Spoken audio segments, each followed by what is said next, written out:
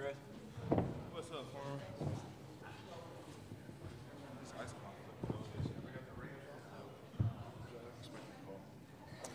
Okay, as the Boilermakers get settled here, just a reminder to raise your hand when you have questions, and we'll get a microphone to you on either side of the room. And this session does begin. We'll just go straight to questions from the floor. And we'll start with the student athletes first, and then, careful. Sorry, I got the lights on me. And then we'll go to Coach after that. Okay, so we're going to start here in the back row. Two on the right, on my right side. Greg Mengelt, CNHI, Sports Indiana. Ryan, last night you were being defended by All-American Grant Williams. I don't think we've ever seen you hunt your shot quite like that before. Can you take us through what your thought process was, and will you be hunting your shot any more than usual tomorrow after the way you played last night? No, I don't think I'll be hunting my shot. You know, I mean, it's not any different than any other games, but. You know, there were times where my teammates had trust in me, and they were even telling me after the game, you know, there was probably 10, 11 seconds left in the shot clock, and they just kind of spaced it out for me and let me go do it. So, you know, nothing's going to change in particular. Okay, next question, down the right side. Yeah, for Ryan, Kip Coons for Press Box U and South Boston News and Record, right here, right in front of you. Oh, my bad. I know you and Kyle Guy were AAU teammates. Can you take us through some of the rivalry and teammate situations you've had with him over the years, and how close you guys are as friends and competitors?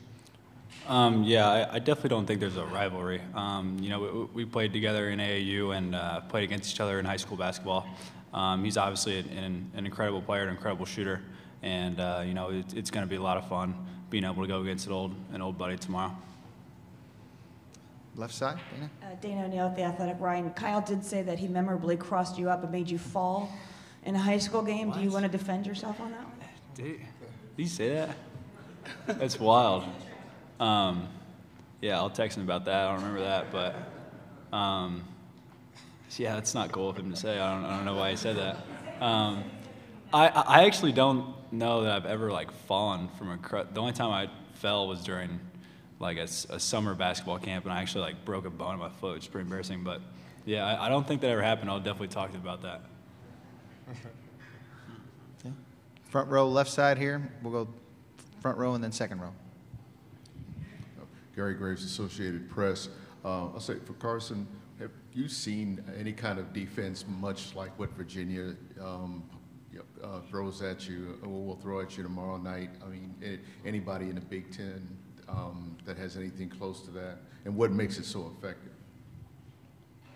Well, I mean, I feel like, first off, yeah, well, Virginia's a really good defensive team, obviously one of the better defensive teams in the country, but, I mean, I guess just competing in the Big Ten with a lot of physical teams and things like that, I feel like, obviously it won't be just like it, but I mean, just with teams like Michigan State and things like that that contain the dribble well and keep you out the paint and make a lot of things tough, is somewhat similar to it, but for the most part, Virginia's, I feel like, is apart from a lot of teams defensively on how well they are, so it'll be something different for us. Teresa Walker of the Associated Press. Carson, TV was showing that you had matched Steph Curry with the 4 straight games, 25 points. Has your phone blown up at all since that? Have you been hearing from anybody about that? And you talked a little bit last night, but having a few hours to think about it, having your name kind of mentioned with his, what's that feel like? Well, I mean, I guess, yeah, my phone kind of blew up a little bit, but that's just because we won. Honestly, I feel like I just kind of look at it as because we won. We won a big game that was a tough one for us, but honestly, I feel like I haven't really done enough yet to even consider my name being thrown around with Steph Curry. So, but just to kind of, I guess the stats was something that's similar to his, but for the most part, I don't really look at it like, my name's thrown around with Steph Curry. It's just cool little statistic that I was able to do in the last 4 games. So. Back row to our right. Grady, you've played with Ryan for 4 years. He made his last 8 shots last night. Have you ever seen him have a performance like that in practice or anything like that? Yeah, definitely in practice. You know, when he gets hot, the rim just gets bigger, and he's able to knock down a lot of shots. And last night, he was able to do that, and definitely in practice we've seen him, isolate against guys and make those tough shots. So definitely seen it before. Questions for the Purdue student athletes? Okay, right here in the middle row to the right.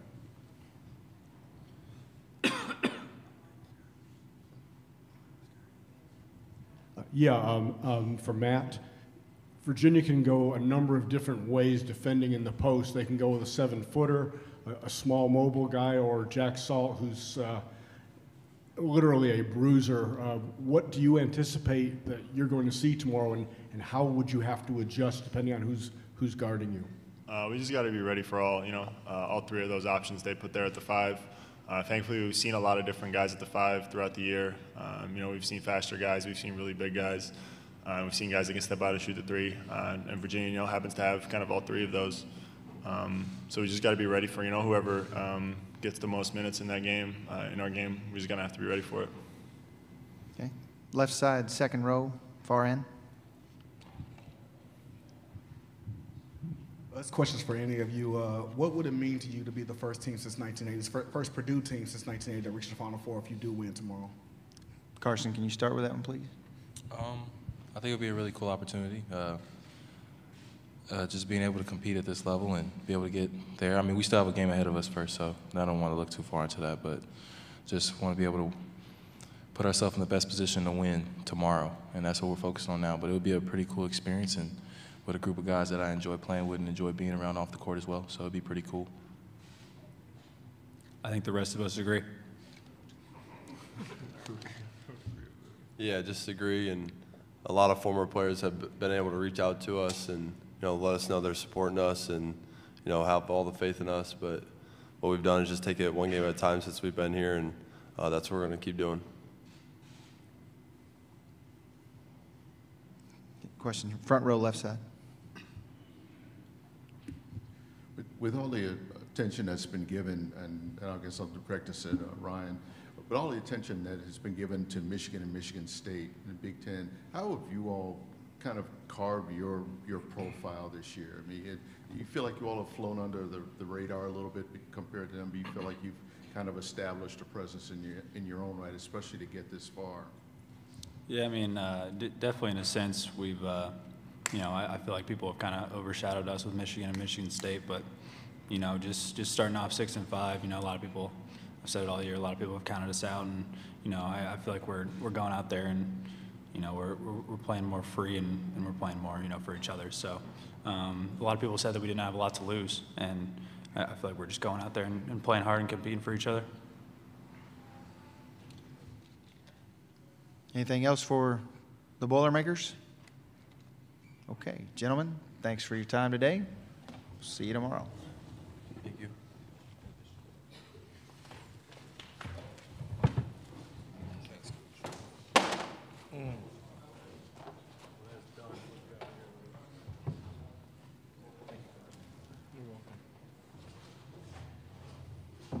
Tell Joey I said good job. He was great. All right, Coach, so we have 2 questions here on the left side, and then we're going to go to the right aisle.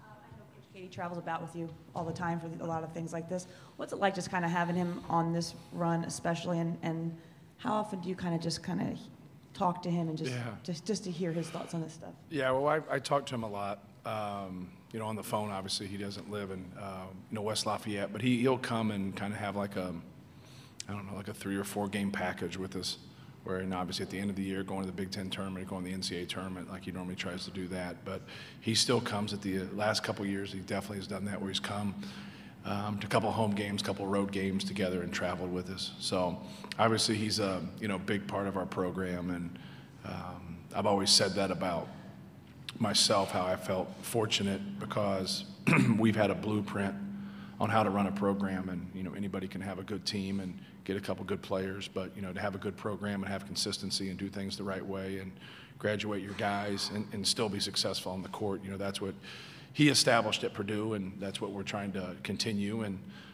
just keep working and getting better, especially at what we do. few former coaches who went to the Final Four mentioned that they actually thought at this point the Elite Eight was the most pressure they felt because you're so close to achieving it. You're sitting here in this moment. I want to ask, do you concur, and then what do you kind of feel at this spot? Well, I think, you know, I think pressure is something you feel when you're not prepared. You know, if you've ever been overwhelmed by something, you know, you go into Bloomington and, you know, and play Indiana and, you know, they make 8 straight threes. You know, after that, you feel like, whoa, this is going to be hard to get over. You know, getting into a buzzsaw last night when they go on that run, you know, I think that's something you feel as a coach, like, you know, how can I, you know, shorten this run? How can I diminish this run? How can I help my team? But like going into a game, you know how dangerous it is to play Virginia. And so that alone, I don't know how any other feelings can get past that feeling right there of, you know, how do we stop Ty Jerome and Hunter and Kyle Guy and the rest of their group? You know what I mean? So like that to me is like, man, that's enough of an obstacle. So to be able to feel some other feeling at that time, you know, to me it's just a basketball game. It's not that big a deal. It just isn't. You know, what's the big deal? Like, handle it. You've had 35 of them, you know, go out and play the game and have fun. And, you know, I don't understand how you can shoot 50% from 3 and shoot 50% from the free throw line. You know, I don't understand that. But somehow Tennessee and Purdue did that yesterday. And so, you know, I think I understand what they're saying in theory, but in reality, you know, just keep doing the same things that we've done to get to this point. Over here, Ryan has talked a lot about his history with Kyle Guy. How similar are they as basketball players and as shooters? They're pretty similar. You know, I watched Kyle a lot. I think I went and saw him play as a sophomore once. I saw him play 3 or 4 times in live games during the year as a junior. I saw Klein play 3 or 4 times as a junior. I didn't see him as a sophomore. So I've seen them a lot, you know, both of those guys, and they both can catch and shoot off the move really well. You know, Kyle's got a good pull-up game. He's quick in their system, very efficient in their system. But Kyle can hurt you in a lot of different ways. You know, you have to be there on the catch and make it difficult for him. And Klein's the same way. You know, Klein's very unique. You know, I've always said his jump shot. I've never seen somebody shoot the basketball in his fashion. You know, it looks like he's fly fishing to me. And so I've never once said one word to him about his shot because I don't know what the hell to say to him. You know, just, you know, keep shooting it, get in rhythm. But they both have something uncanny, is that they both can move and shoot and not be square when they start to release, but end up getting square while they turn their body kind of in mid-motion, if you understand what I'm saying. You know, so the way they both shoot sometimes might be bad shots for a lot of people, but they're good shots for those 2 guys. Yeah, Matt, Kip Coons for Press Box View and South Boston News Record. When you were recruiting Ryan, was he not necessarily considered a high major recruit at the time? I was told he was probably headed to a small school like a Belmont or somewhere like that. Yeah. No, we were his only high major offer. So we went through a couple years where, you know, we just didn't have enough skill. And to me, we just didn't have, you know, kind of just enough of that intestinal fortitude. You guys with a little bit of a fight to him. He came from the winningest program at that time, and they just ended up winning the state again in Carmel High School. And so he'd won 2 state titles. He was tough. They value possessions at his high school, which is really important when you come into major college, you know, basketball. But I thought he was a perfect fit for us. Back row on the right, and then we'll go to the left side. Coach, obviously Purdue and Virginia are 2 programs with a lot of championships, a lot of wins, but no Final Fours in 35 years. What are the similarities between the programs? I know there's overlapping. Right. You played against his father, and I think you played against him as well. So what are the similarities with the programs and you and him? Yeah. Well, obviously, you know, we've won the most Big Ten championships in the Big Ten. And sometimes in recruiting, people find that hard to believe, but we've been very consistent for a long time. But yet we haven't been able to kind of push through since 1980 to get to a Final Four. And that's what, you know, we're trying to do. That's what he's trying to do. Obviously, his dad was able to do that, you know, at Wisconsin. But I just think a lot of the same staples that we have in our programs, the same values of trying to get guys that fit our system, trying to get guys that personally fit us. And then also they're both great academic institutions. You know, Purdue's a great academic school, Virginia's a great academic school. So I think there's a lot of consistencies there. But, you know, Tony was a great player. I was not. And so he actually came in as a player at Green Bay and beat us in our own tournament at Purdue when I played. And it seemed like he made every shot. I think he was like 7 for 16 in the game. But to us, you know, it was pretty earth-shattering for a guy to come in there at 5'11", and just we absolutely couldn't stop him. I think our whole team tried to guard him. But he was a phenomenal player, a really self-made guy that worked very hard. Obviously, he shot 50% from his career from 3, and then played in the NBA for 5 years. So, you know, he was a phenomenal player and a phenomenal coach. Second row, then to the back. Teresa Walker, Associated Press. Last night you mentioned Carson's ability to focus and short memory and go on to the next shot. Does that maybe help at a stage like this where, especially with his name being drawn and mentioned with the likes of Curry, to focus on tomorrow night's game? You know, I think so. You know, for him, you know, he's excited about a challenge more than anything. I think he just looks forward to that next game, that next shot, and he really keeps things simple. So I think some of the questions you ask him, he's processing it and kind of thinking about his answer, because he doesn't get to that point. He just plays. And I think that helps, because he's can get in some different situations, and he's always very confident. You know, whether he's making shots or he's not, he thinks he's going to make the next one. And I think that's a good quality to have, as long as you have the skills to do it, and he obviously does. Matt Norland, CBS Sports. Right back to your 12 o'clock here, Matt. Okay. Only one other time in your career have you only returned one starter, and that was 2012-2013. You were sub 500 that season, but obviously you have done it here, and now you're on the doorstep of making a Final Four. As you prepared for this season, I didn't know if that previous one, if you knew of that stat, and if there were things you did differently. And you know, the part B of this question is, you started off, you know, what, 6-5 or something like that. Right. Carson wasn't the player that some were expecting him to be. Did you change anything in terms of practice disciplines or anything that kind of nudged this team along the right path? You know what? Not really, because I really I stayed with the same lineup, like no Joe Eastern, Carson, Ryan, Grady Eifert. They stayed consistent. I took Matt out of the starting lineup and brought him off the bench, not because I felt like somebody was more productive than him. I just thought it would allow him to be more productive coming off the bench. He brought a lot of energy the time before. I did not know that stat, but I obviously it makes sense that you said it.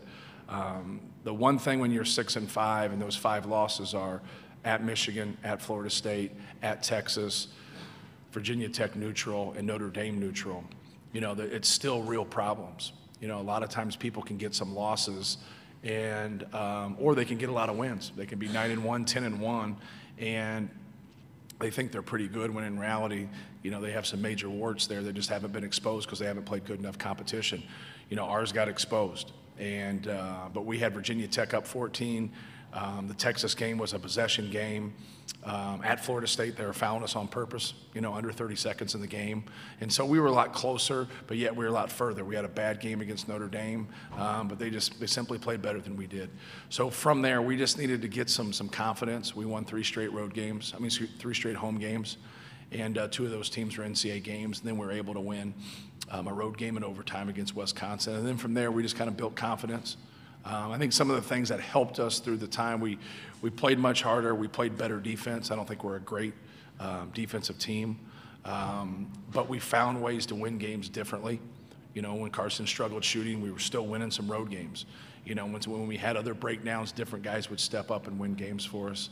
And I thought that those were good signs from there. But no, we really just kind of stayed with our same group. For the most part, and just tried to keep getting better together. I didn't think it was our personnel. Sometimes we shoot the ball too quick, and we just got to be more patient. Okay, we have 2 on the left side in the middle, and then we'll go to the front row here on the right. Matt, obviously people define coaching success as making it to a Final Four. There's obviously a large list of coaches who have not made it to a Final Four. How do you kind of measure that bar? Well, obviously, when you look at things, I think when somebody's at the end of their career, I think you're trying to look at things that way. When you're in the process and you're coaching, you know, you're just trying to take each team that you have and mold them together to, you know, to win the most games and to try to be good at this time of the year. And I think in this point we've been able to do that. But you know, there's a lot, like you said, there's a lot of great coaches that don't make, you know, the Final Four. But I think there's a lot of those coaches who haven't done that have really changed people's lives, you know, with the time that they've put in. And I think that's the whole point. You know, the whole point is nobody gets in to be a college coach to make money. They just don't. You know, you get into college coaching because you like people and you like basketball. And, you know, I know you can get fortunate and things can happen and you can get breaks like I have. But that's what you do. I think that's the true test of a coach is what, you know, what your former players think of you, especially the ones that played, because sometimes guys don't like you when they don't play.